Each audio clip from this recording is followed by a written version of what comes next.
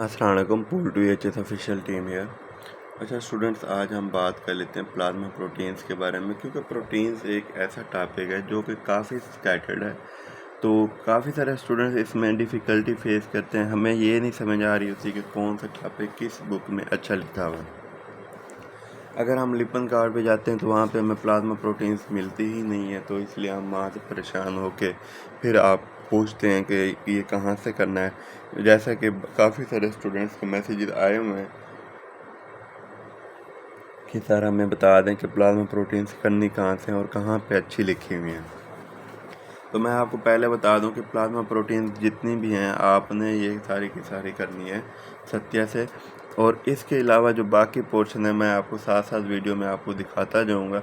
बाकी पोर्शन सारा का सारा आपने लिपन से करना होता है। तो ये इंपॉर्टेंट टॉपिक है, इसलिए आज इसकी वीडियो बना लेते हैं। तो स्टूडेंट्स, आप में से जो भी इस चैनल पर न्यू है काइंडली चैनल को सब्सक्राइब कर ले, ताकि अगले आने वाले जितनी भी वीडियोज़ हैं वो आपको मिलती रहें। तो स्टूडेंट्स, अगर हम बात करें प्लाज्मा प्रोटीन्स के बारे में, तो सबसे पहले आपको पता होना चाहिए कि प्लाज्मा प्रोटीन्स हैं क्या, प्लाज्मा का पता हो आपको। और उसके बाद आपने इम्पोर्टेंस ऑफ ब्लड ये आपको रीड करने की ज़रूरत है अगर करना चाहते हैं तो। इसके बाद सेपरेशन टेक्निक्स लिखी हैं, ये आपका बहुत इंपॉर्टेंट है और आपका मोस्टली ये क्वेश्चन आता है।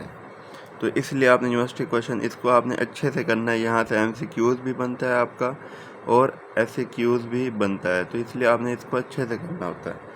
इसमें साल्टिंग आउट प्रोसेस भी आ जाता है, ये सारा का सारा आपने करना होता है। इलेक्ट्रोफोरेसिस आ जाती है, तो इसलिए आपने इसको अच्छे से करना होता है ताकि इसमें कमी पेशी ना रहे। इसके अलावा अगर हम बात करें स्टूडेंट्स, तो इलेक्ट्रोफोरेसिस का आपको पता होना चाहिए, सारा इसमें टॉपिक में आ जाता है। और इसके अलावा जो इसमें से इम्पोर्टेंट है स्टूडेंट्स वो है अबनॉर्मल इलेक्ट्रोफोरेटिक पैटर्न। तो इसमें आपने ये सारी डिजीज़ करनी होती हैं,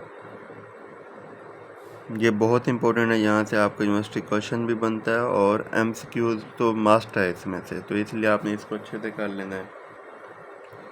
इसके अलावा स्टूडेंट्स, इसका जो नेक्स्ट पोर्शन है उसको पढ़ने की ज़रूरत नहीं है। अगर आपके पास टाइम हो तो आप ज़रूर रीड कर सकते हैं। एल्ब्यूमिन की हम बात करते हैं, एल्ब्यूमिन के जस्ट आइडिया लें और उसके बाद फंक्शन ऑफ एल्ब्यूमिन देख लें। ये भी आपके एमसीक्यूज़ में आते हैं, एससीक्यूज़ आज तक इसके यूक्यूज़ कभी भी नहीं आया। इसके बाद हम देख लेते हैं ट्रांसपोर्ट फंक्शन, ये भी देख लेना जस्ट कि इसमें कौन कौन से ट्रांसपोर्ट फंक्शन आ रहे हैं। इसके बाद जो स्टूडेंट्स इसमें इंपॉर्टेंट है इस चैप्टर में वो ये है कि ये आपका एल्ब्यूमिन की क्लिनिकल सिग्निफिकेंस आपका यूनिवर्सिटी क्वेश्चन है और एमसीक्यूज़ में भी आपसे पूछा जाता है। तो इसलिए आपने इसको इस वे से करना होता है ताकि आपका ये इजीली हो जाए और ये सारी की सारी इसकी एल्ब्यूमिन की क्लिनिकल सिग्निफिकेंस आपसे हो जाए और आपको आती भी हो। इसके बाद स्टूडेंट्स, ये अगला पोर्शन जितना भी है ये सारा का सारा इंपॉर्टेंट है। जैसे अल्फा-1 एंटीट्रिप्सिन आपने सारा करना है, क्लिनिकल सिग्निफिकेंस भी सारी करनी है। एम्फीसीमा के बारे में आपको पता हो, इफेक्ट ऑफ स्मोकिंग ऑन अल्फा-180, इसमें तो आपका एमसीक्यूज़ मस्ट होता है। इसलिए आपने इसको आप ना ही आप इसको स्किप कर सकते हैं, ना ही इसको आप शार्ट वे से थोड़ा सा रीड कर सकते हैं। इसको आपने टोटली रीड करना है ताकि इसमें एमसीक्यूज़ एससीक्यूज़ अगर आ भी जाते हैं तो आपसे अटैम्प्ट हो जाएँ। अल्फा-1 antitrypsin deficiency and liver disease, इसमें क्या हो जाता है ये आपने देखना है। अल्फा-2 मैक्रोग्लोबुलिन के बारे में पता हो, हेप्टोग्लोबुलिन, ये ऐसे ही आपसे पूछे जाते हैं, तो इसलिए ऐसे ही आपने हेडिंग वाइज याद करना होता है।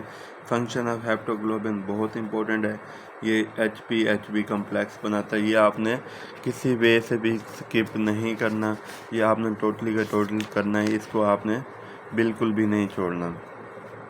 ये clinical significance of HP important है। सिरुलोप्लाज्मिन बहुत इंपॉर्टेंट है, इसकी आपने ये देख लेनी है, blue colour copper containing alpha two globulin, ये सारी आपने देखनी है। विल्सन डिजीज़ के यहाँ से देख लेना है आपने। इसके अलावा स्टूडेंट्स, ट्रांसफेरेंस भी इंपॉर्टेंट है, जिसमें ट्रांसफेरेंस आयरन को ट्रांसपोर्ट करते हैं। Acute phase proteins very very important, ये आपसे वाइवा में भी पूछा जाता है, एमसीक्यूज़ में भी पूछा जाता है और यूक्यूज़ भी पूछा जाता है, इसलिए आपने इनको लाजमी करना होता है। किसी वे से भी आप इसको नहीं छोड़ सकते। ये सारा यहाँ पे लिखा हुआ है, आप देख सकते हैं यहाँ से। इसके अलावा सीआरपी का आपको पता हो कि major component of acute phase proteins हैं। इसके अलावा आपने ये देखना है हाई सेंसिटिव सीआरपी क्या होता है, उसके बाद आपने क्रोनरी हार्ट डिजीज़ के बारे में आपको पता हो कि ये कैसे कराता है और ये सारा कुछ कैसे इसको प्रिडिक्टिंग में मतलब हेल्प करता है। तो यहाँ तक स्टूडेंट्स हमारा ये पोर्शन कंप्लीट होता है। क्योंकि वीडियो थोड़ी लेंथी हो जाती है, काफ़ी सारे स्टूडेंट्स की मैसेजेस आ रहे थे कि सर आपकी वीडियो थोड़ी सी लेंथी हो जाती है, आप इसके पार्ट्स बना लिया करें। तो मैंने इसलिए कोशिश की है कि अब मैं पार्ट्स में ही इसको डिवाइड किया करूँगा। तो यहाँ तक हमारा पार्ट 1 क्लियर होता है। इसके बाद जो नेक्स्ट पार्ट है आप उसमें नेक्स्ट क्वेश्चन इसका देख सकते हैं। तो स्टूडेंट्स, उम्मीद है आपको समझ आ गई होगी। आप में से जो भी इस चैनल पे न्यू है काइंडली चैनल को सब्सक्राइब कर ले, ताकि अगली आने वाली जितनी भी वीडियोज़ हैं वो आपको मिलती रहें। थैंक यू स्टूडेंट्स, अल्लाह हाफ़िज़।